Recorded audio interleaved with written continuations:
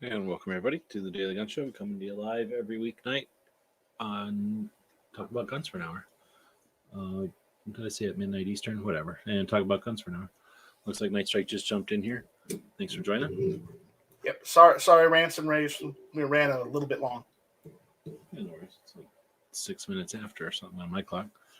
Then I sent a link out to a couple of people. See if anybody else jumps in. Is my mic working okay? Yeah, you sound good.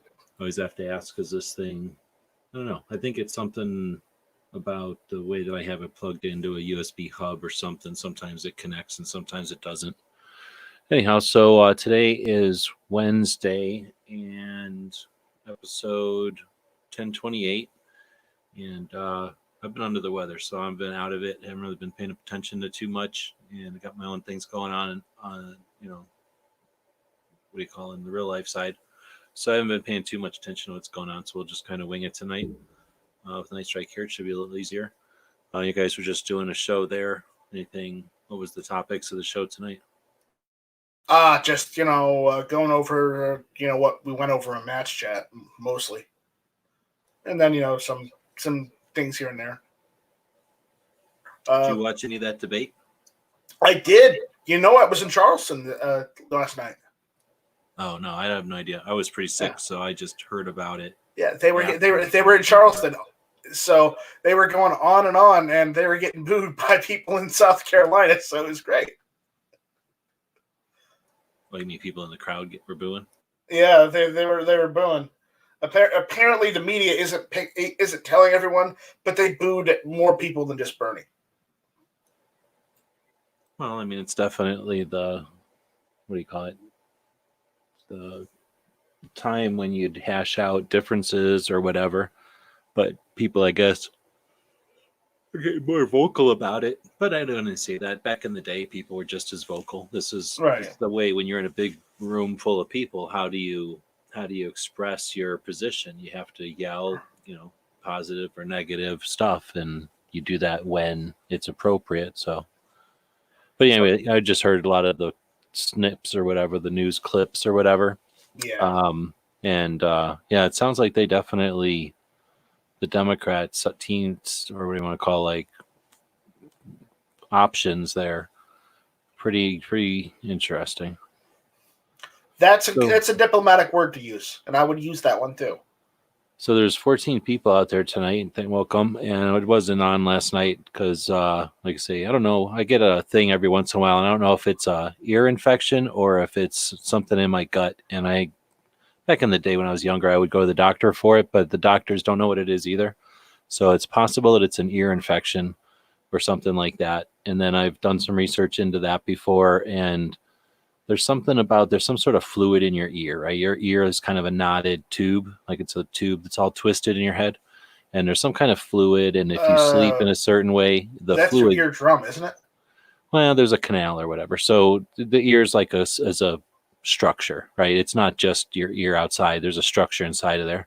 And anyway, some kind of fluid can build up, and if you sleep a certain way, it can accumulate. And if you stand up or sit up abruptly or whatever, depending on your position and the gravity and all this, you can get this water to kind of go into the wrong place, and it just gives you vertigo. It makes you feel like the room's spinning, and that's basically my symptoms. But it happens so much that you're like incapacitated, you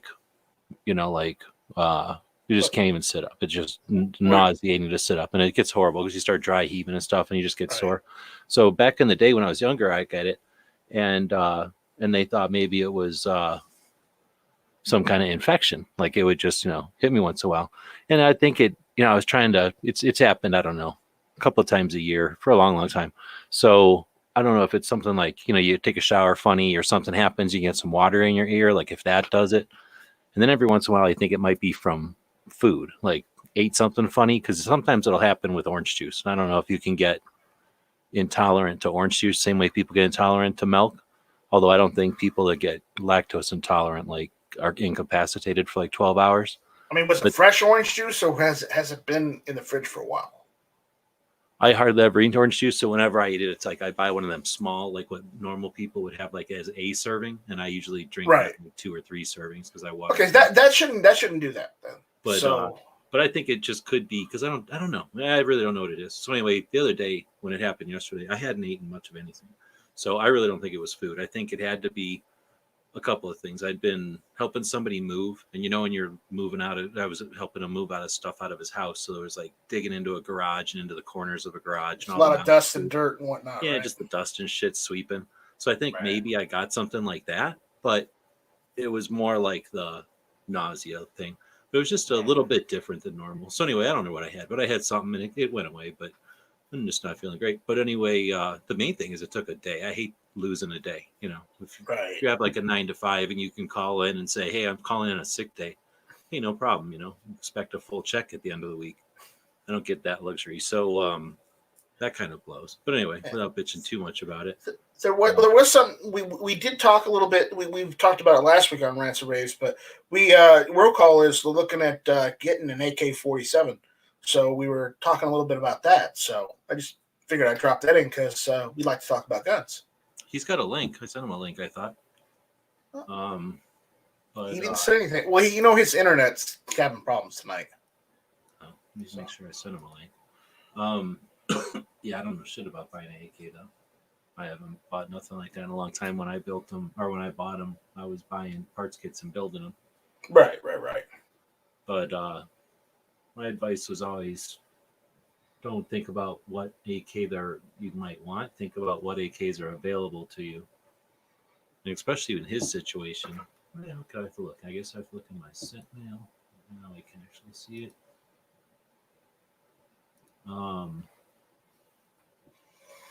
Yeah, he got a link. But anyway, in his situation, I would wait for one to pass through. Unless he's needs one for some reason or like an immediate thing or something. But I think he just wants to buy one to have one because he's never had one before. there he is. I was just gonna say if you were There he listening, is. there, like wait for one to come through, because you're eventually gonna see one, I would think. Although maybe not. I was thinking more like you don't get a lot of. Do you get used stuff? Do people bring in used stuff? So like trade in or something? No, man, we don't take trade-ins, which is Okay. it kind of sucks. Trolling shops and pawn shops and stuff, though, you can find stuff. So that's the thing about AKs. There's so many of them that, well, you guys have had to hear my advice before. I can't give advice because I don't know the new ones. I mean, I have no clue what the new ones even are, but I suspect they're all shitty. And the old ones are only some good one that was taken apart and put back together. So there was some people that could put it back together well, but then to get the best of the best, you had to basically go with a Russian, and that would have been a neutered Russian because they had to import it. So that means they had to neuter it to be importable. So it was well made but neutered. Or as you with a Bulgarian, which is the same thing, well made but neutered.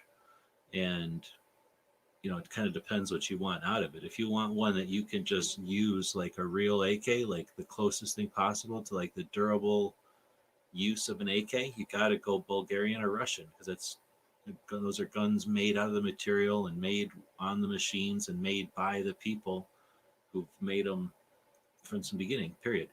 And those guns are literally no different than the ones being issued to a military somewhere, except that a couple of different sears and pins and stuff. Otherwise, it's the same gun. Everything else is the Romanians, I guess, are kind of in that position, but questionable, I guess. And then everything else, though, is just some version of it. I guess you could say maybe the Yugos are like that, but those are just different guns. So anyway, I wouldn't know. I wouldn't I don't. Can you even? I guess you can get an Arsenal. So if you have to go with general advice, I'd say probably go buy an Arsenal. Yeah. I mentioned get the SLR 107. That's the good one. But again, you're looking at $900 to $1,000 for that. So yeah, well, I don't not know. going down in price. Like I told Night Strike, I'm kind of one of those. I wouldn't call me old school. I'm kind of one of those people that if I'm going to have an AK, it's going to have wood furniture. I mean, I understand that they're like PSA and everybody is making those polymer wonders and that, this and the other thing. But I was looking at some AKs that were, Romanian-ish, I would say. And man, I look at it, it's more attractive. I mean, yeah, you can stick all the rails and all this stuff, but I just want, I guess, an old school looking AK. That's what I want. yeah, wood isn't anything, and they're all going to have basically the same form factor for their furniture. So if you buy one, there's exceptions to it, but if you buy one in the European form factor, then it doesn't matter what furniture you buy on it because you can just buy whatever other furniture you want, swap it out.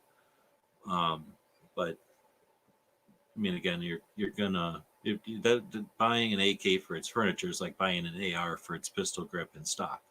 Those things just screw on, so they're not the gun. The thing you're buying is on an AK is the receiver and how it attaches to the barrel, because that's the head space and that's the like strength, I guess. Like that's the longevity of the gun. Like if that's poor, then the gun's gonna fall apart. So you can have it look however you want, but that's the thing. You either buy buy a gun that's homemade, buy a gun that's been made by a professional, or buy a gun that's been made by an actual factory someplace. And I think that's probably where you're going to get your prices. Although it's not necessarily like, getting it homemade by somebody in a garage is going to be your cheapest, but then getting it made by somebody who's a professional builder, that's going to be higher end cost as well. So I don't even know where the American ones fit into all that, but they're the same form factor. If you buy one with polymer because it's cheaper, all you got to do is buy some wood and swap it out. Well, see, you've turned me on to books, and I know books are rare in this generation or this day and age, but I've been looking through that AK book that I bought at the little, I don't know, it's called Ollie's. It's almost like a swap meet kind of thing, but not a swap meet. They just get a bunch of shit imported, and then you just look at it, and they have a lot of books. So I bought the AK book, and I've been marking pages, actually learning a lot about AKs and what the functionalities and the different makes and models. So I've got Which book are we talking about? Which book are we talking about? Hold on, let me go grab it. Talk amongst yourselves. Hold on.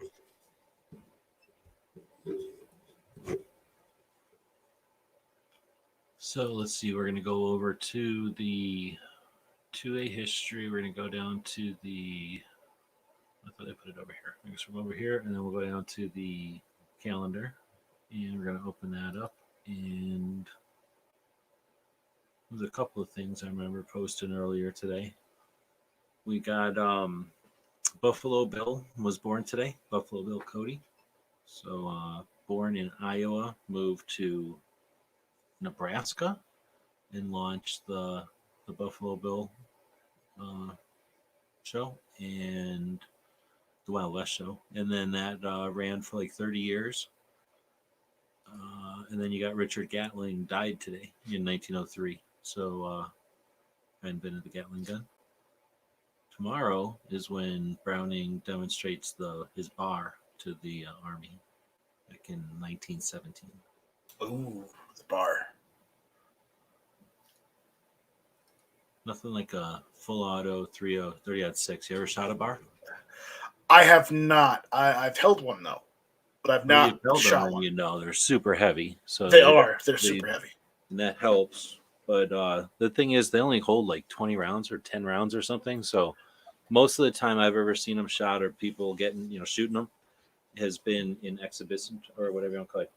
What do you call it? Like, I guess exhibition shoots where you can just kind of like come up and pull a trigger, but it's not like your friend. So, you're not just going to shoot a bunch of mags through it.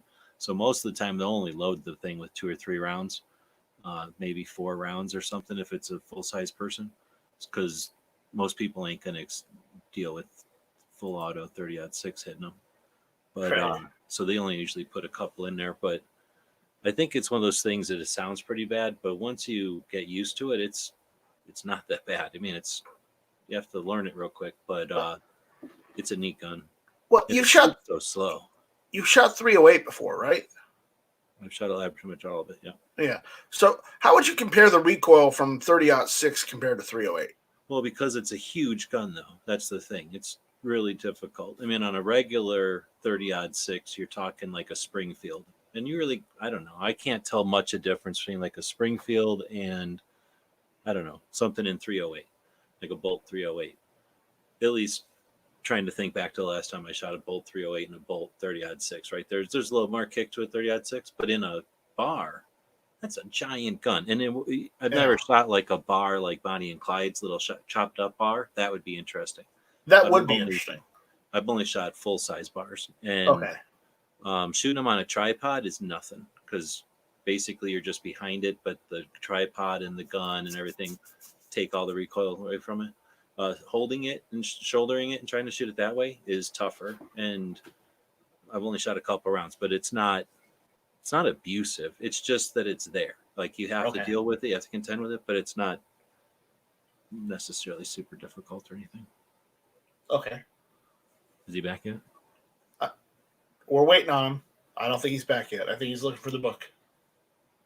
So. All right. I'm going to try and. Well, there we go.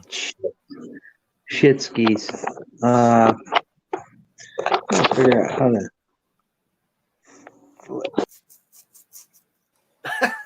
Well, there he went. I think he's probably pulling his settings and flipping it to the other camera, or when he flipped camera, it went to the other one. Yeah. Probably. The Garand is 30-06. Did you see? I think it was Miklik walks into the CMP. I don't know if roll call can hear us, but it tells us that your devices are not connected. So something happened with the camera on there, or roll call. Yeah. But I think it was Miklik who does like a 5-minute video where he goes into the CMP, and it's the name of the video is like 30,000 M1 Garands or something like that. Right. Have you seen that? I have not seen that. I'll have to go check that out. It's all the ones that came from Korea.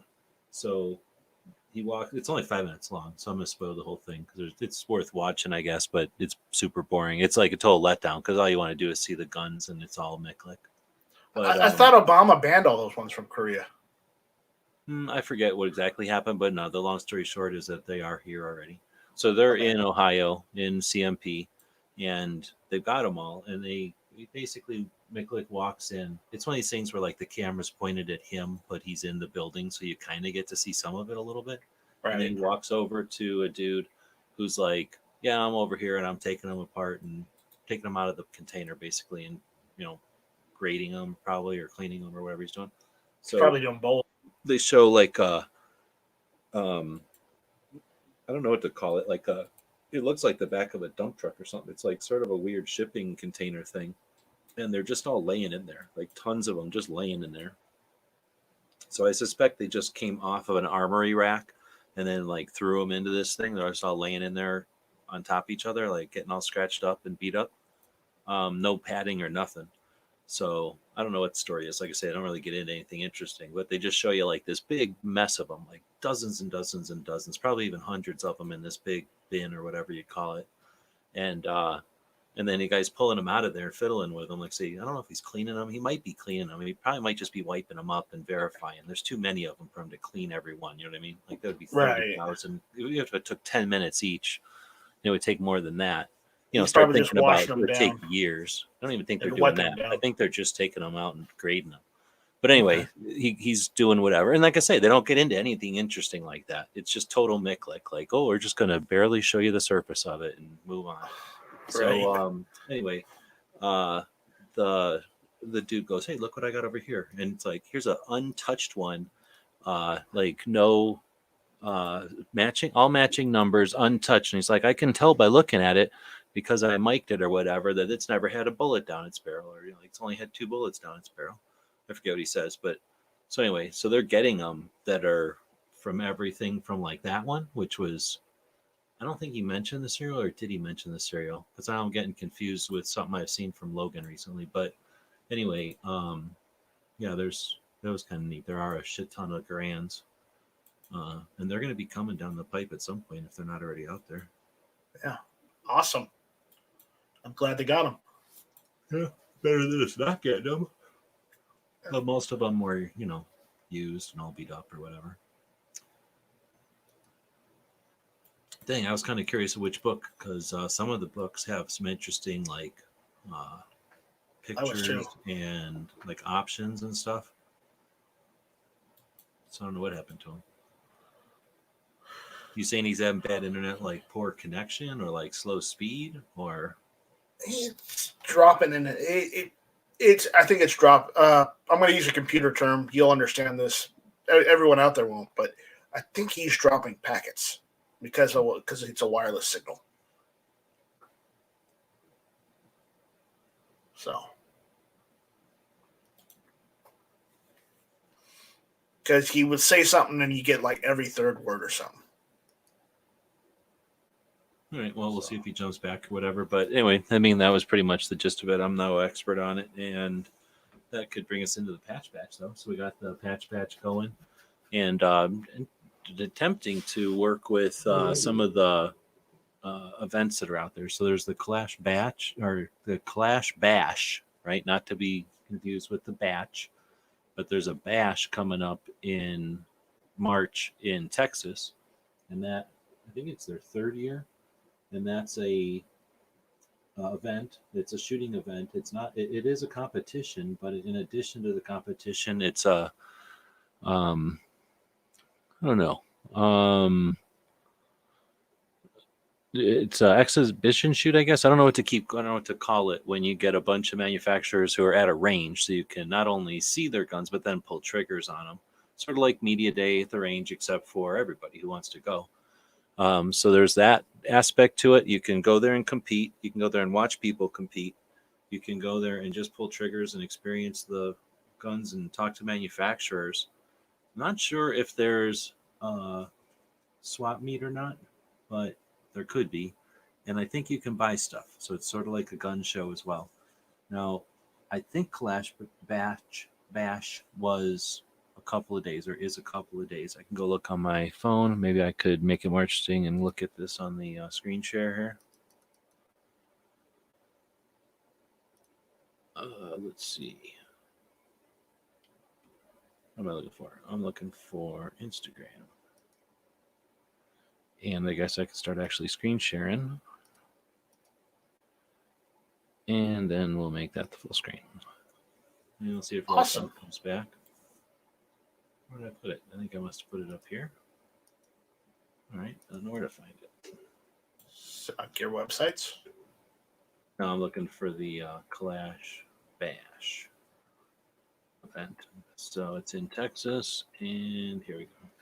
Yeah, it's 2 days. I wasn't sure. I was pretty sure it was 2 days because of the way that people were talking about camping out there. But so it's a competition.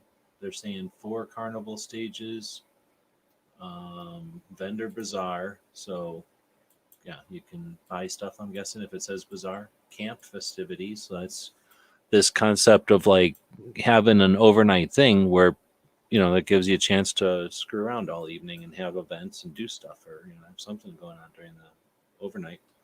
It says machine guns, live vendor demos, food, facilities, camping, 2 days, the ranch, Texas Shooting Club, and then another aspect of it I never really pay attention to, but I know it's a big part of it, is the 50 grand in prizes. So the way that and these guys and others are structuring it is the call them sponsors to it, the people that are making it happen. I'll pitch in with stuff, with prizes and stuff to give away and that kind of thing. So the people that do attend end up having pretty good odds of getting something cool out of it too. So that's kind of a neat aspect to it. But I just think it's neat to see an evolution of basically all these different things. It's sort of an evolution of a gun show in some ways. It's an evolution of a shooting competition for sure. And then it's just sort of an opportunity for people to get together and gather and get used to doing stuff in real life. We see a lot of this internet stuff for sure, but it's always cool to see in real life stuff appeal to the youngins. So it's almost like cosplay, really, the way that people dress up and play with it. A little more festive than just a plain old competition, but then, less serious, but then I guess focused on AKs. I don't know. I'm not going to say it's the perfect thing, but I just think it's neat. So I actually had been chatting with them to try to have them be one of the stretch goals. So when we have a campaign, a crowdfunding campaign, you have the goal that you try to reach. And then if you go over that goal, you can create stretch goals, or one of the things people do is create stretch goals. So I was going to have one of the stretch goals be to create a patch for Clash Patch, but they decided not to do like two things at the same time or whatever. So anyway, so we won't be including them in it, I guess. But No. good luck for the bash. I guess that's coming up, like it says here, March 28th. So about a month from now, that'll be going on. All right, so Awesome. Roll Call came back, and did you get that book? Yeah, I got it. I'm not gonna toy around with the camera. I'm gonna have to turn this thing around and look at it. This one is it's a Gun Digest presents the AK-47. I got a bunch of stuff marked here. A lot of it tells me the inception of it. Of course, if you go to your channel, you talk a little bit about how AKs come about. Of course, you got to learn the history of these things, because if it doesn't work, and then who made the damn gun? We have you've made cards about this. You've done everything. This is a lot of the stuff about the guys that made this gun. I've been looking at a lot of these guns. What you see, I guess this is right. I can't see the camera. I don't know how well we you can guys see. can see it. You're looking at the prototypes here, the like evolution of it. Yeah, the Evolution, the Hugo, all kinds of things. Like, this is what I'm looking for. And I know these things cost a shitload of money, but I'm looking for like something traditional. I've got tons of pages marked throughout this book. I mean, look at that thing. Could you imagine shooting an AK with that thing on it? I mean, come on. That's the night vision scope, isn't it? Yeah. Yeah, I read all about this thing. It's pretty wild, man. Pretty wild of how they have it. You can really dig deep. Try and grab the pages, but like some of these, I wouldn't even mind having some of these, man. Like even without the furniture that I want on it, just a folding brace would be fantastic. Well, I mean, there was, I think, a 9. I don't know. That's not an AK. That's some kind of prototype. the Czech CZ 2000 family of guns, chambered in 5.56 by 45 NATO. Okay, so they're like 223 cranks for Czech. Czechoslovakia. I never Sounds seen like them before. Oh man, this is a pretty cool book. Look at that thing. I'd like to have that. That looks cool. Oh man. I mean, it gives you history about these guns, tells you the factories they were made in. I mean, again, this is another, I look at this as critical because I've never messed with AKs like a lot of you guys have. So I don't know That's an AK-12 there. So that's one that shoots 2 rounds at the same time. Well, you pull the trigger and 2 rounds go out. The recoil of the first one shoots the second one or some shit. So that basically the idea is that you get 2 rounds in the same thing before the gun recoils. Anyway, so that's a evolution of the branch from the AK that they actually have a couple of parts kits in this country and people have recreated them here. I've been reading a lot about these things, especially the parts, especially taking this thing apart. I mean, we've had what do you call them? The Dracos, the mini Dracos, and a lot of people have mess with them. But I mean, this is a pretty cool book, man. And what's great about what you do, like this, that's fantastic. That gives you a good basic overall of the AK. So that's fantastic. I don't know much about AKs, man. I came across a couple in Afghanistan that we found in a cave. Quick story: we seized them, took them back. We shot a couple. Fantastic. You know what I'm saying? They still worked, and they were rusty dusties, man. I mean, you just blew off the excrement that was on it from whatever was living in the hole. But I mean, these are pretty cool guns, man. A lot of people say they're this, that, and the other thing, but man, I've always wanted one. Never had the money for it. I got the money for it now, and if I have to spend the money to get one that's going to be a reliable one that I can mess around with, I'm going to buy it. And if it takes up all my funds, it takes up all my funds. But at least I know I have a reliable gun that's going to work for me. Fine. See, that tells me a lot more than just like I want to buy an AK, because there are people like when I got my first one, I just wanted to own one already. I was sick of not owning one. It was 2004, and the assault weapons ban was ending, and I wanted an AK already. So I just bought whatever and started digging in. So if you're suggesting though that you want one that's going to perform, then I wouldn't go with faux, right? Go with one that looks right, but is a question mark. I would definitely stick with the Arsenal, or else something made off of a Sega or a Vepr. But there's some pretty cool stuff coming from the Veprs that were coming in for a minute. They got banned from import. I don't know if that stuff's, knowing that it exists is one thing. Like being able to find it, like even like on a gun broker or something. I don't know. I don't search for nothing like that. I don't know if anybody has, but getting something like a Vepr, and what you're going to get in 7.62 or some other caliber. No, man, I'm going 7.62 by 39, man. So then that would be, you can get a Vepr in 7.62. That would be not quite 100% legit, because it's going to be technically a little too beefy. It's going to be like, so we have 308s, right? We got 5.56s for everybody, and then every once in a while somebody gets a 308. So in Russia, everybody gets 7.62s, and then every once in a while somebody gets a 7.62 by 54R, right?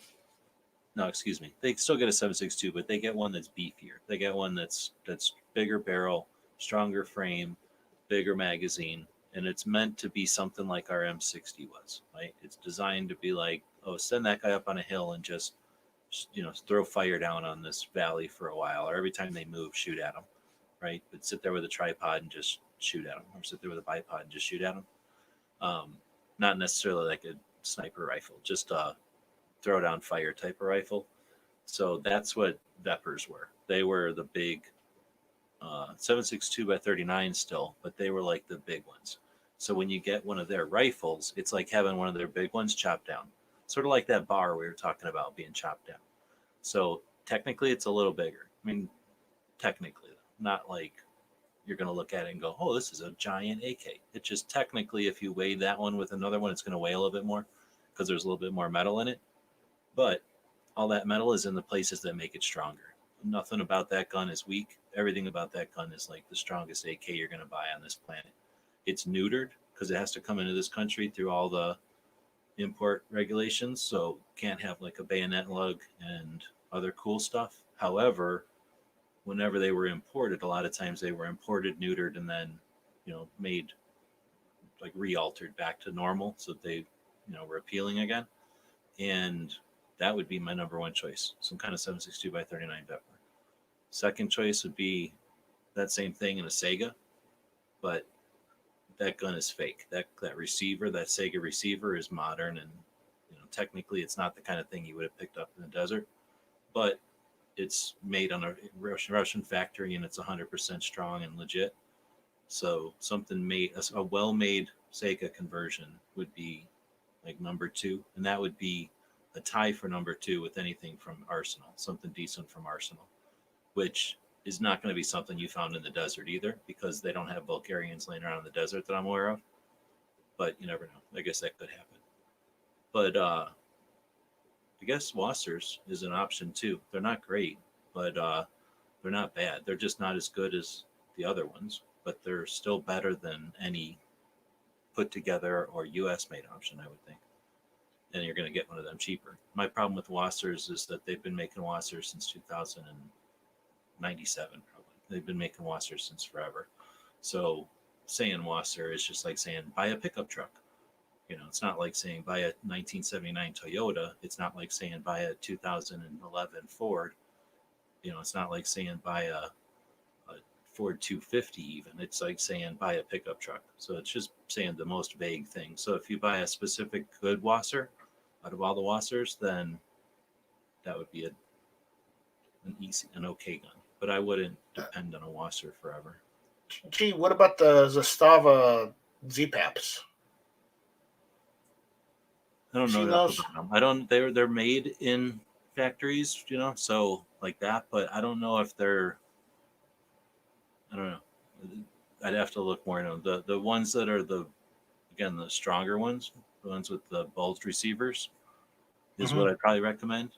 And the problem with them is they're talking like a Yugo, and they have 3 holes up front instead of 2, so they're not standard for first. And they look different. So, yeah, they look like an AK, but they don't look like an AK.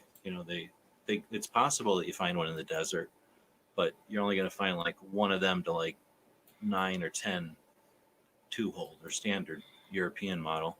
So Yugo just made their own to be different, and because of it, they're a little bit different. So they're strong, but that's about it. You're not going to get stocks and handguards just as easily, I don't think. I might be wrong. It does Magpul and shit make Yugo stuff? Do they make like more than one kind? I don't know. I don't really look into it, but yeah, I haven't either. Because technically, China would be a different size because China did a different dimension of the metal. The size is the same. It's just they use a different thickness of metal, so the inside dimensions are different. And then Yugos are different from everybody. And then you probably get even more differences if you start scrutinizing it. All I know is, man, I've been reading into this book. I've been reading it a lot, and I'm really interested, and I need one of these things in my safe, and I need it ASAP. But I'm not going to buy some piece of poop that's surrounded by the stuff that we yanked out of this hole was rusty. It was gritty. We cleaned one up, and we ran some rounds through it. And it was probably one of the, I like shooting it better than I like shooting my ARs. And I shoot my ARs. Well, I mean, they're fun to shoot. But this thing, man, it's just one of those things that you fall in love with. Just like the SKS. Everybody, SKSs are trash. They're this, that. You what do you call it? The bubbleizing these things and that, this, and the other thing. But I look at that. That's a fantastic gun. It's gonna run.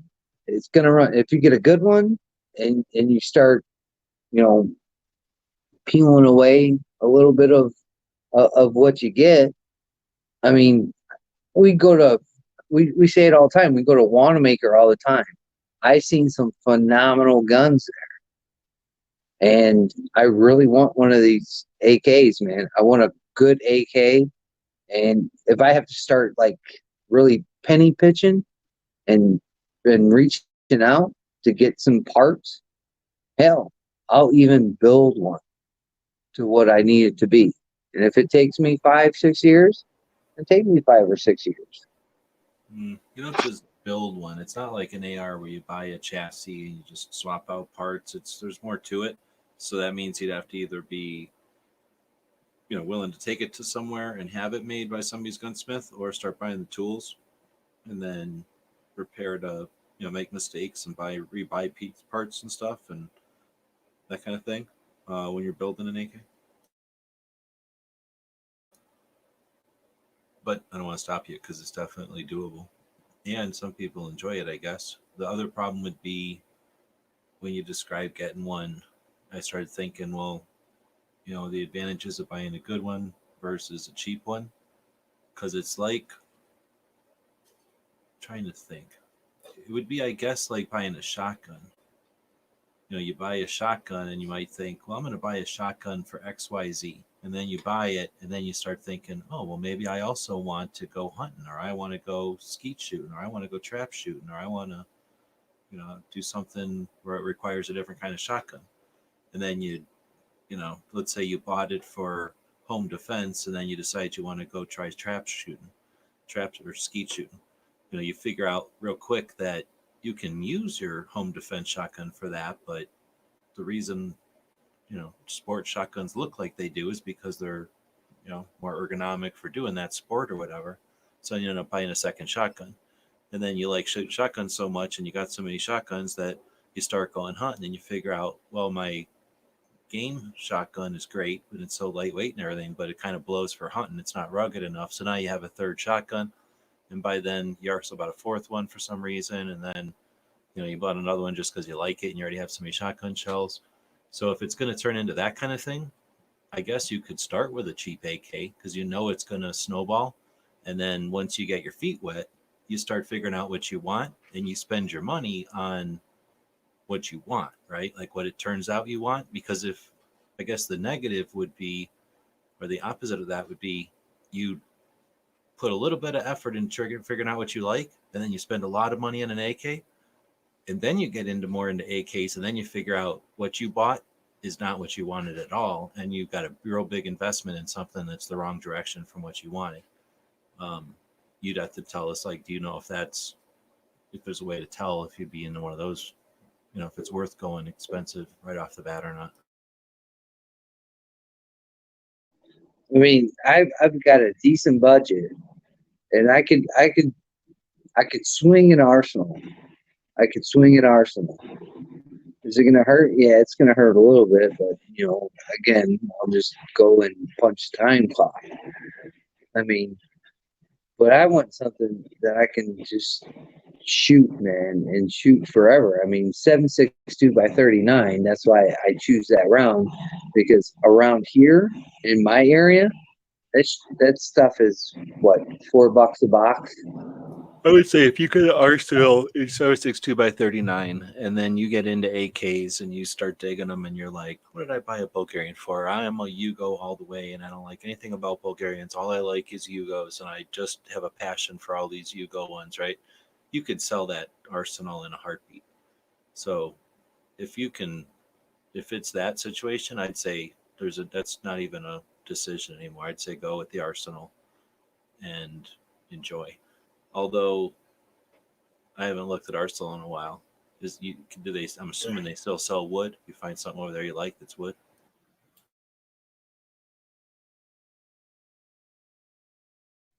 Yeah, you can. I've looked at their website. I've been researching this for quite some time because this is the first time I'm actually going to get a tax return. So I've got some money to play with, and this is going to be a great opportunity to add. And if I'm going to add to the collection, guess what I'm going to do? I'm going to get something that not only is reliable, but it's going to be a gun that's not going to leave. It's not going to get traded in. So, I mean, if I need to buy two, it's going to take me a while, but I'll buy two. Maybe whatever we call standard at this point in time, and then maybe start thinking and dunking and find the Romanian or something of that nature. So I'm just getting my feet wet. It's not like I've been shooting guns for quite some time, but these guns aren't, like you said, it's not like an AR where you can just, I like Magpul stuff. I'm gonna throw Magpul stuff on it. I like CMMG. I'm gonna throw that on there. I mean, we can throw out names all day.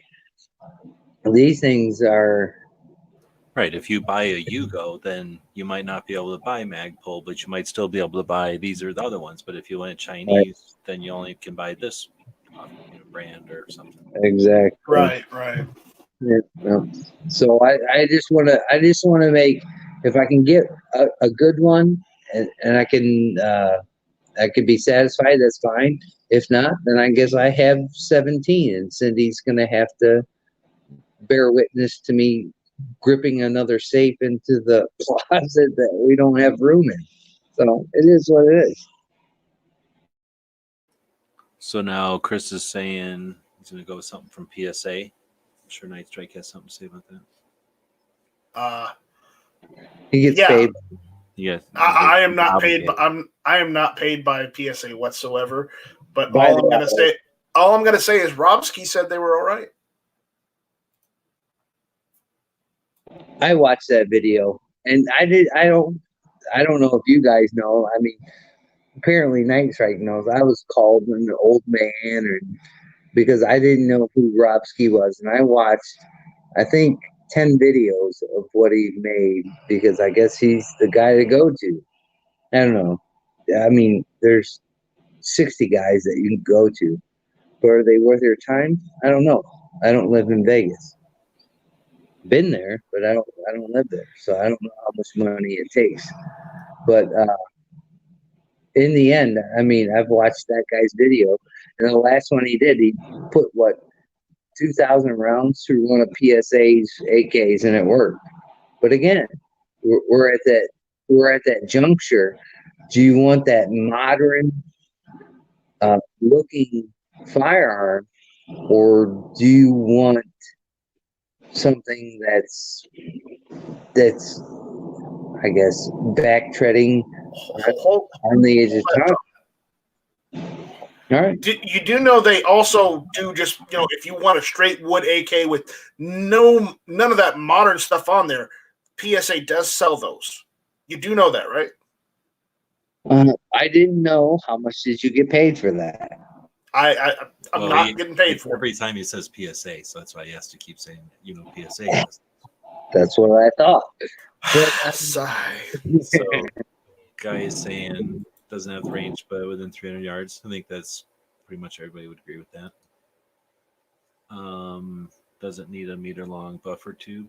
Yes, it's another good thing about an AK. Chris saying he's doing a Chinese SKS. It was the first long gun I bought myself. Got it years ago from a local pawn shop. My grandpa with me when he was 16 and picked it up for $95. See, and that's something that we have in common with the generation before us, because they were going and buying stuff from Korea, right? Our parents were buying stuff from Korea like that. And then parents before that were probably buying stuff from World War I.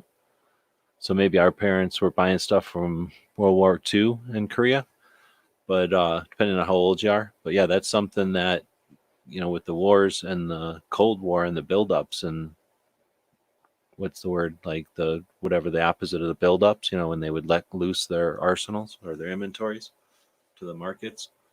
It's also when we see the 68 Gun Control Act come in, because there was, all this stuff from World War II coming in like that, for under $100. So yeah, I think that's a neat tradition, and it's still possible going forward, especially with these AR parts kits or M16 parts kits, really. and put them together as ARs. Quick story. My grandfather, he fought through Africa, made it to the Italy's peninsula, and finally went ashore. That's where he found my grandmother and shipped her back with some stuff we can't talk about. We can talk about it off air, but they finally found his Lugers. Unfortunately, my cousins didn't know what they were. Sold them for $300. I'm telling you, Well, someone got a really good deal then. yes, They were shitty or something. yeah, really good deal, really good deal on that stuff. And what you just said, yeah, man, stuff goes down through the pipeline, and after I told, well, I couldn't find one for under at least 3,500. I mean, you snooze, you lose. Somebody got a good deal. I would really like that stuff and throw it in the safe. Maybe polish it up a little bit so it looks nice. But yeah, he bragged that shit back from Germany. He was there at the end of the war, and then I got a little bit of stuff in the safe from his collection, but really wide span collection. So don't give that stuff up, folks. Please don't. Not for $200. That might be an interesting topic for a show sometime for somebody that does that kind of show. But I've heard a lot of stories about family guns and stuff that I guess it's mostly bad, but I probably could remember some good stuff too if I thought about it. But that, as you were describing that story, it made me think of a couple of different similar stories that friends have told. Basically, when there's cousins or brothers and sisters or whatever the dynamic is, right? And either people are unaware or trying to get back at somebody, or there's always been a dispute about something, or, but there's a heck of a lot of those things that happen like that. Might be interesting. And it's cool too, because that's something that and then we can even go into modern times about people not understanding the concept of history that's not really taught in schools anymore, but just the concept of this dude went through all the stuff that he went through the whole African conflict, and then rode his ass over onto a boat, and then took this stuff, shipped it back, knew what he had, and nobody ever asked what for. And it was like when they told me this, and this is only recently, it's like, do you guys understand what you just did? You could have just sat on that stuff and then just never let it go. But you need a hot lunch or something. It was really disturbing. It's like, what did you guys do with the rest of the stuff? Because some of the stuff that my grandfather gave me, because he died before I went into service. So it was like, but I was really interested in history. And I always picked his brain. It was one of those times where the grandmother slapped you when you started getting too deep into what he did in Germany, and it was exhilarating for me, because you're not part of this. You're learning at my time. You're learning about this in school. Now in school you're learning about whatever's indoctrinated into you now. But back in the late 80s, early 90s, you're learning about World War I, World War II, and I don't want to say it, but the N word, but all that stuff, and you're building it up, and talking to people. When I go to the VFW, I talk to a lot of veterans, and I'd tell you one thing, man. There's not a lot of World War II veterans left, and the couple that come through there in my VFW, man, it's I don't even want to like press them, but sometimes when you're sitting there and they start talking about it, and then unfortunately, you poke and prod, and then you really learn that I never really went through anything that I went through back in the day, and it's like, holy moly! And then telling my siblings about it to bring it back, it's like you guys messed up. You had a great opportunity to hold on to something that 9 times out of 10 you're not going to see again. So sad times, good deals, they're out there. All right, you went all over the place on that, but yeah, getting whatever the stories from the old days or whatever passed down is certainly a something that we've got the opportunity to do, right? Like we could have, when you're just talking about VFWs, having somebody there that would, I don't know, just even to post something on the bulletin board there to say, if you're interested in recording some of your stories, I've got a camera and a YouTube channel. But doing some project like that would be interesting, just to, like you say, get some of that stuff archived, because you might not have a family that's interested, or might not have a family period, or who cares what the things are, it'd just be neat to see some of that stuff stay recorded. I see a bunch of people, like Dead Horse used to post stuff, and PBR would post links to interesting history stuff, because there was a couple of history channels that those guys would follow.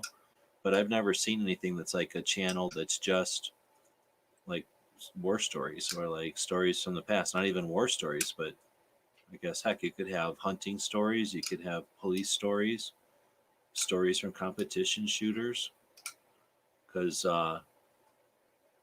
like you say, those once the people are gone that know all that stuff, all we got left is maybe the rule books that they left behind, or the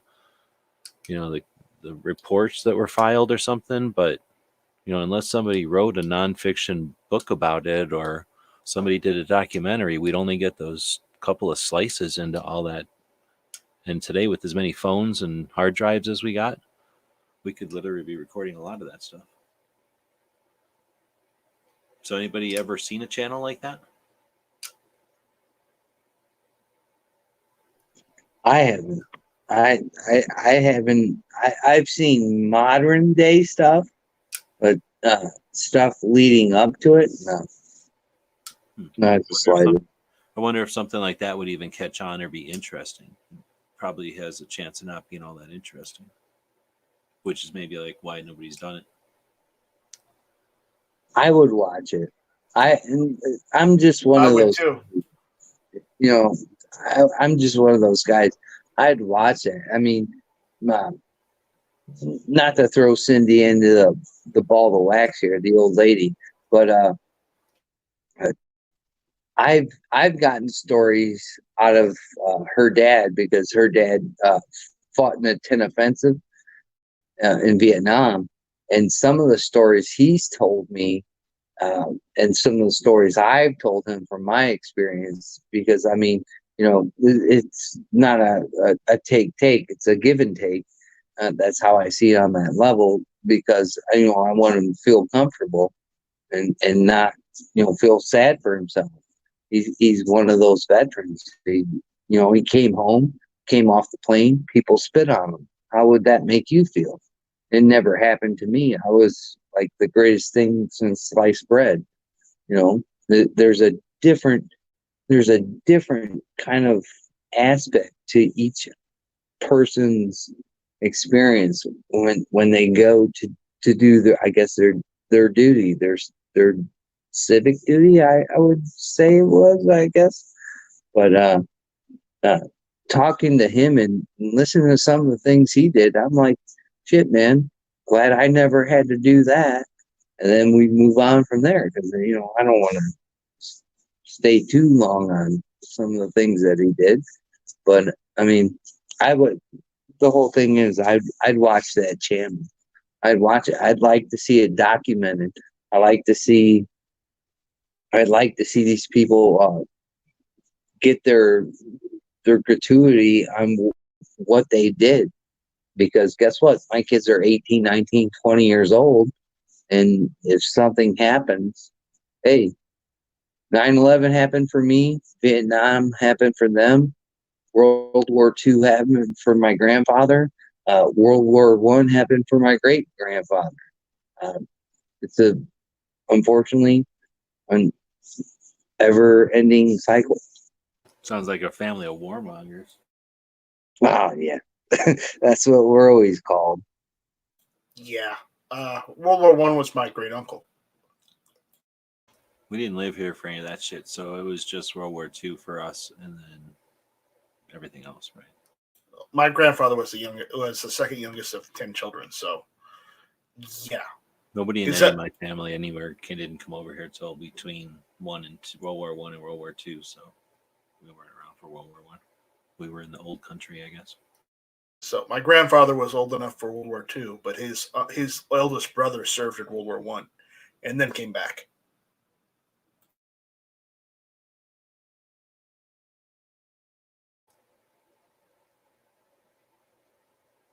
Actually, no, I think my one grandma was around here longer than that. I'd have to think.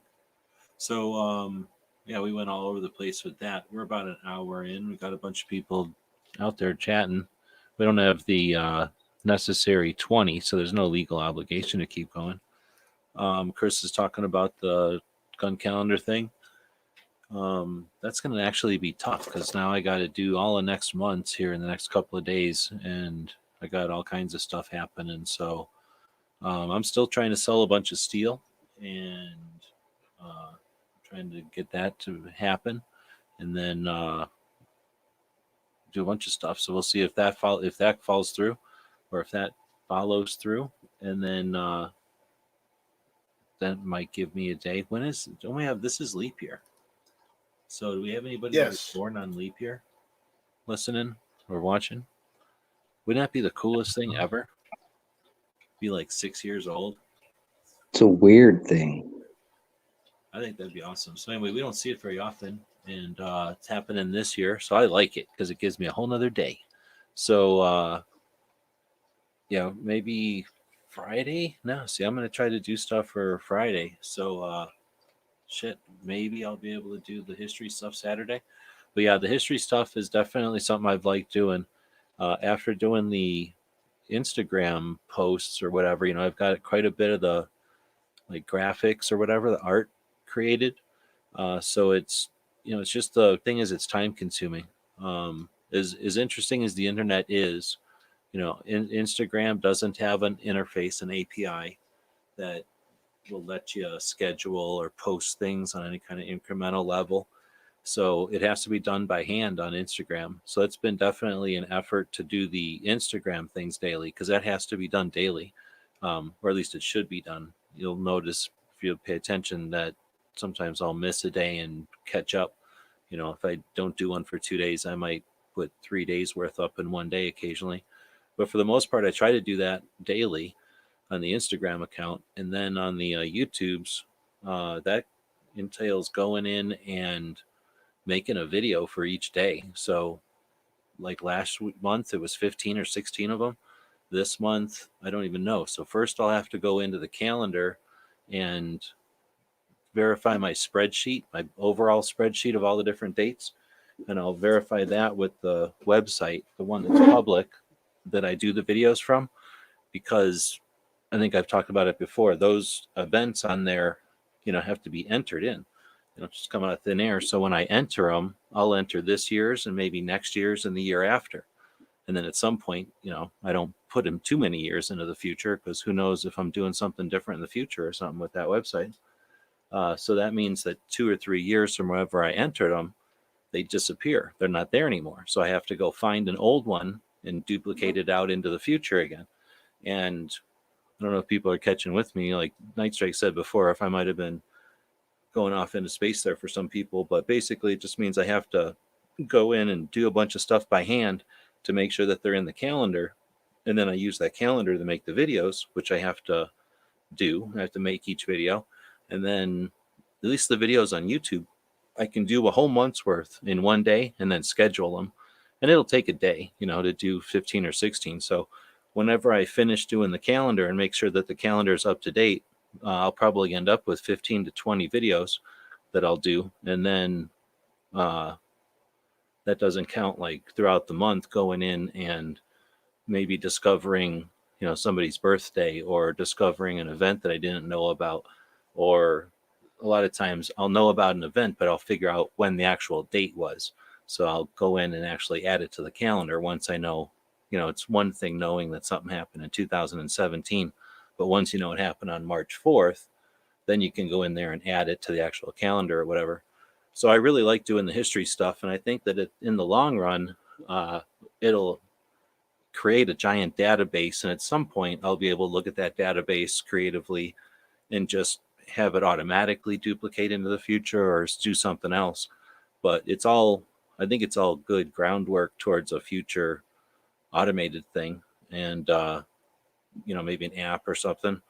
But ideally, the idea is definitely to keep the, 2A out there, keep people thinking about all the different ways. I think the calendar's been doing pretty good at keeping like a mix, right, of inventors and inventions and events, and then current stuff, old-fashioned stuff, the military holidays or whatever, some of the stuff we don't think about, and then the stuff that I'll see on Instagram or whatever that's just like KD's event coming up here in Missouri at the USCCA convention or whatever they call it. Anyway, so yeah, I really like doing that calendar thing, but it takes a little bit of time. So it's all about the Patreons. I wouldn't be able to do it without them. Like I'm on a 38 special thing, bought like 4. Oh, I think he's talking about from back up here. Well, let's go to this one because I think we left off over there. Chris was saying there aren't any $100 guns anymore. You can get $100 used guns. That's the thing. And you can get all kinds of cool shotguns and play with them. You can get bolt guns and, I don't know, bet them or do something to them to try to accurize them. Play with their triggers maybe, just with a Dremel or something. Add in a scope or something like that. Wildcat them. Yep. Woods was talking about, I think when I was saying how you end up getting more than one shotgun. And that's where I think he went into saying that same thing happened with, then we buy a gun and we buy 5 more of them. I definitely used to do that.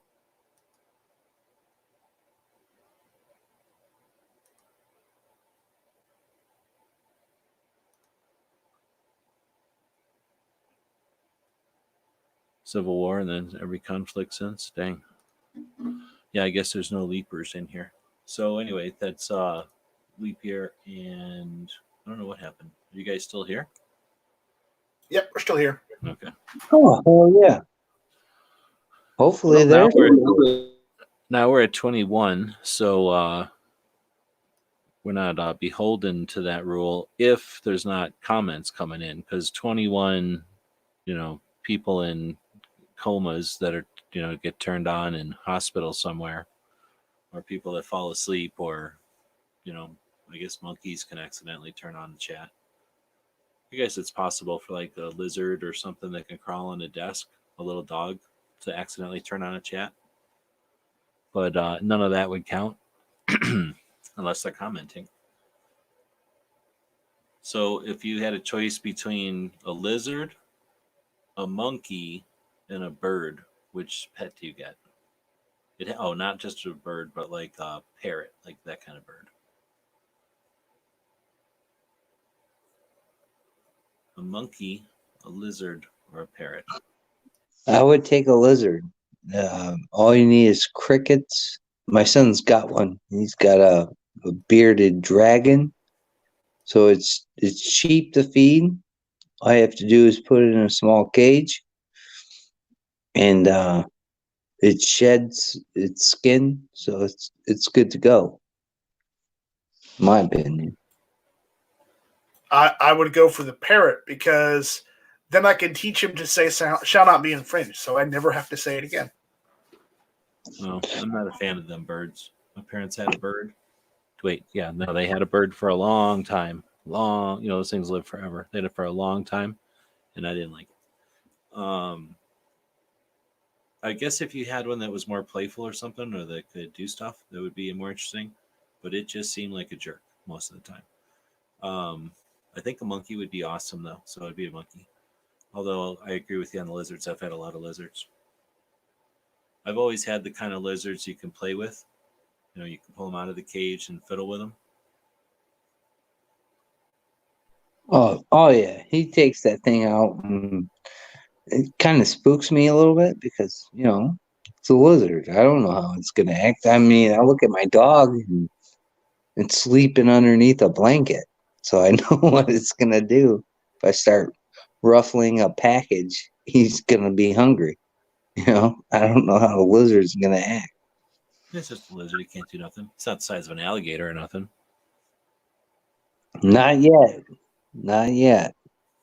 They're sort of like having a tiger or something like that. If they live with you, they don't know that they're a tiger. They just think that they're, one of the pets or one of the pack or whatever. They just think they're, the little brother or something. So I don't think you have to worry. Tennessee is saying I had a neighbor that had a monkey. It broke loose one day and ripped a Kim's arm off. So a couple of things. One, could be fake because we don't know. Number two, what if that kid deserved it? What if that kid was some kind of terrorist and he had his hand on some sort of a detonator? So that monkey could have been a hero. He could have saved a bunch of people's lives. And then three, that's the price you pay. You have a monkey. I mean, for crying out loud, that kid can grow another arm or get a robot arm or who knows what.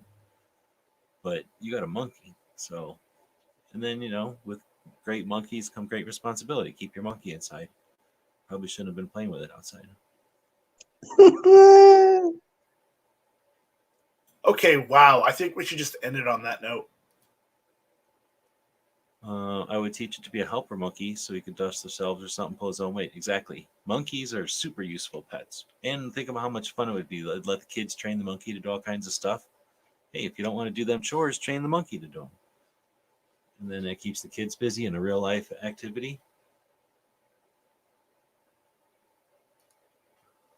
Teach the parrot only cuss words. That sounds like something Angelina would do.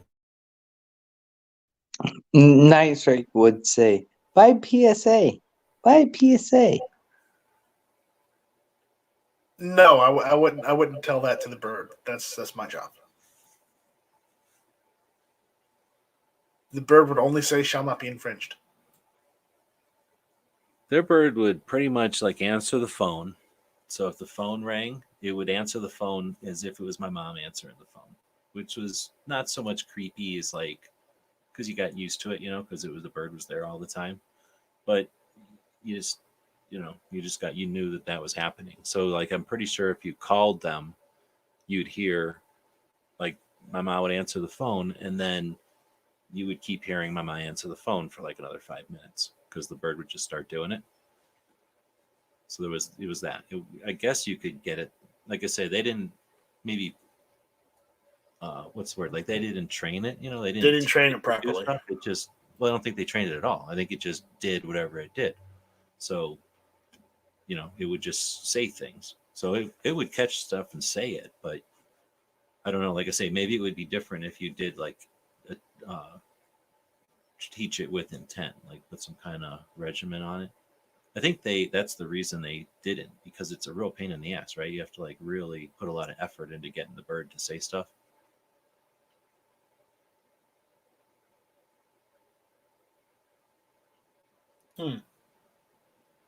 Monkey Uh-oh.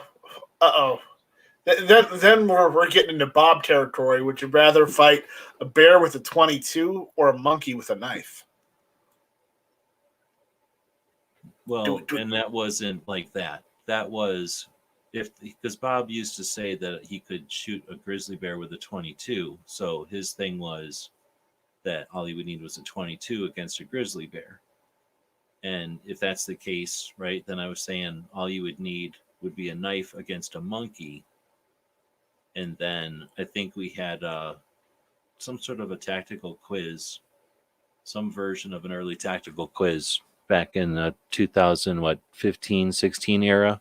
Yeah. Where the audience would help decide. I think that's how we did it. The audience would vote or something each week on, or did we vote? I can't remember, but it's one or the other. It evolved into a monkey with a knife.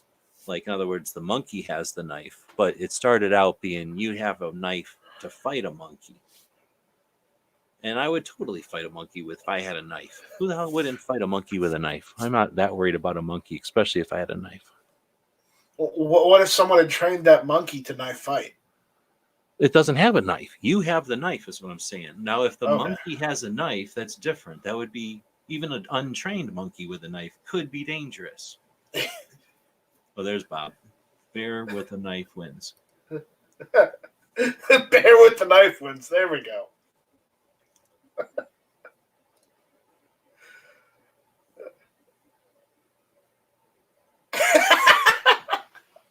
There you go. The owner gave the monkey antidepressants. I would think that's the thing. And maybe that's the key, right? Because I know I've heard of monkey rage or whatever. And yeah, if you're going to take like a wild monkey, I think the other problem is that they take wild monkeys out of the forest or whatever and then put them in people's houses. And that's not a good idea. But if they bred, like the ones that I don't know if they breed, do they breed them? They must breed them for when they do horrible experiments on them to like be mean to them or probe them or whatever gross shit they do in the laboratories to monkeys. You know, those monkeys, sometimes they probably have to come from the forest, but other times I'll bet you they come from wherever the hell like rats come from that they feed to snakes, right? Like some place grows monkeys that get used for horrible things. Those monkeys you would think would be tame by now, right? Like if there are 100 generations of being made in captivity. Or if they're not, then yeah, give them some kind of monkey cocktail. What's the word? I guess a tranquilizer? I don't know. I'd like to see monkeys though. Instead of robots. Wouldn't it be better to have a bunch of helper monkeys than robots? Like, wouldn't, if your grandma had problems or your grandpa had problems and they're old, or a little baby, like you had to work or something. Work's super important for you. And you're going to leave your little baby at home. Would you rather leave your little baby at home with your grandma, your elderly grandma and a little baby are at home alone? Do you want to have them with a robot or do you want to have them with a trained monkey? I would think a monkey because it's a living thing and it cares. It still has feelings and. I'll be honest. I wouldn't want to leave them at home with either. But yeah, I'm not sure which way to go on that one.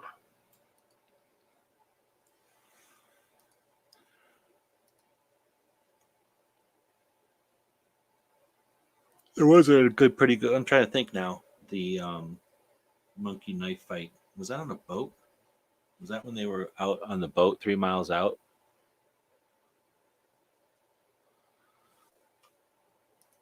I'm thinking like one of those iRobot robots where they're like helper robots. And usually those kind of things, if they're affordable, are being hive robots, some kind of hive mind. So you've always got the potential of an AI flipping out in your helper robot killing you, I guess. I don't think you're going to see R2D2 helper robots with independent AIs. At least not right off the bat. No, it's going to be a long time until we get any of those, if we ever.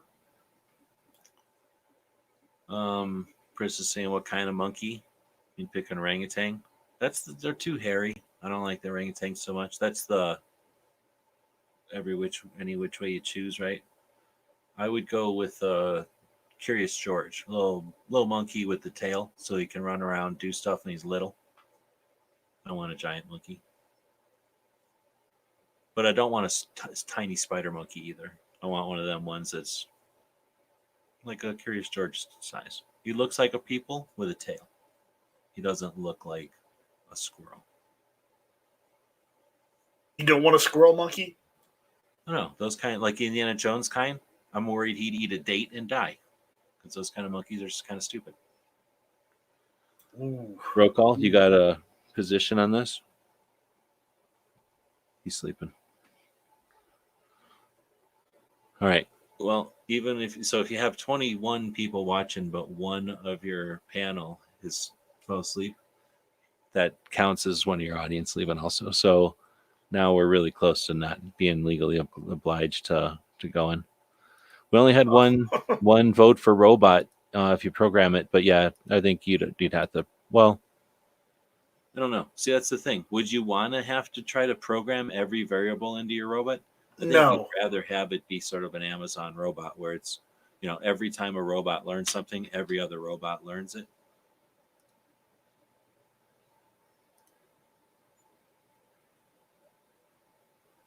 I don't get the reference. I have no idea what that.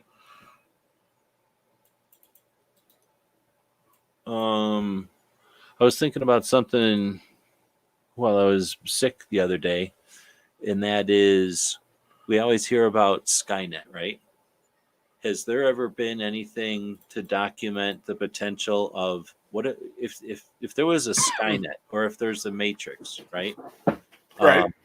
Or I'm trying to think of another one that's like that. I guess those are the two big ones. Maybe war games, maybe the Whopper. I guess the Whopper there already is what I'm going to say. But why is it with like Skynet?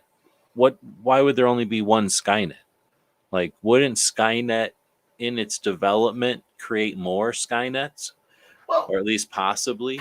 And then what if Russia was making one and something coincidentally happened, or maybe they somehow one kickstarted the other or something? But why would there only be one AI?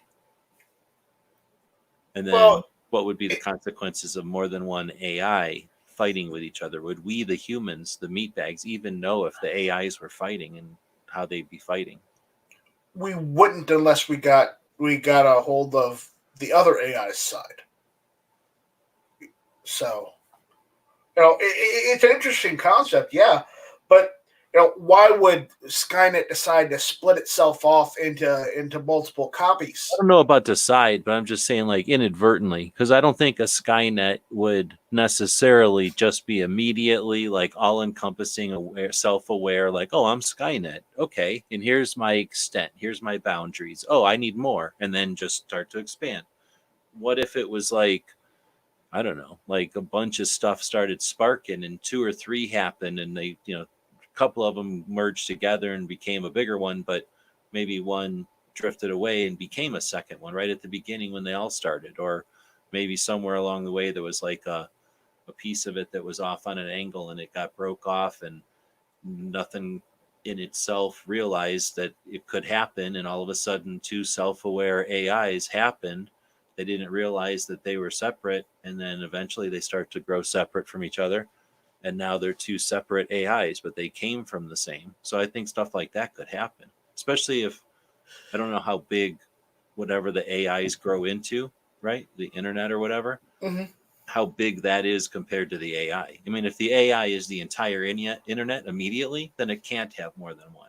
But if it's just, a thing that grows and it's a almost infinite size space that it's growing into, then there could be all kinds of AIs. Maybe they wouldn't even ever meet, but maybe they would. And maybe some of them wouldn't attack people. Yeah, some of them might be benign, right? Not give a shit about us, or want to move on and quit bothering with us. Right. Wouldn't the AI collaborate based on reason and become one? I don't know. I guess possibly. Possibly. But I just thought it'd be neat to think, what if they were fighting? What if for whatever reason there was two things that they wanted and they were different, so they fought, and somehow the consequences were like they needed to manipulate us to make more servers, or to, I don't know, go into space, or to, I don't know, go into the water, I don't know, do something, and they would fiddle with us to make us do stuff, persuade us to do stuff. Chris is saying good night. All right, take it easy. Good night, Chris.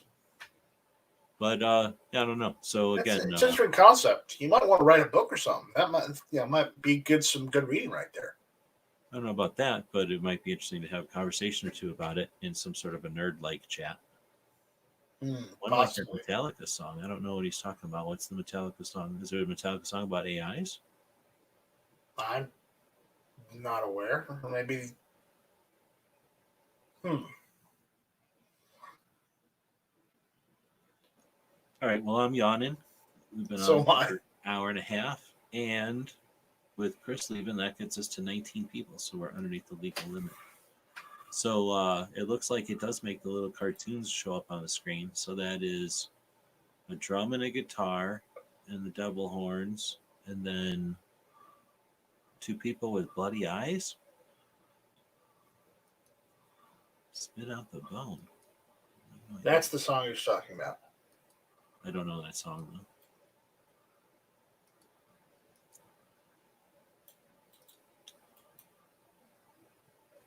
All right. Well, with that, I guess I want to say thanks to everybody for showing up. We had a pretty good chat. It's always funner when people join in for me because I don't like doing these things by myself.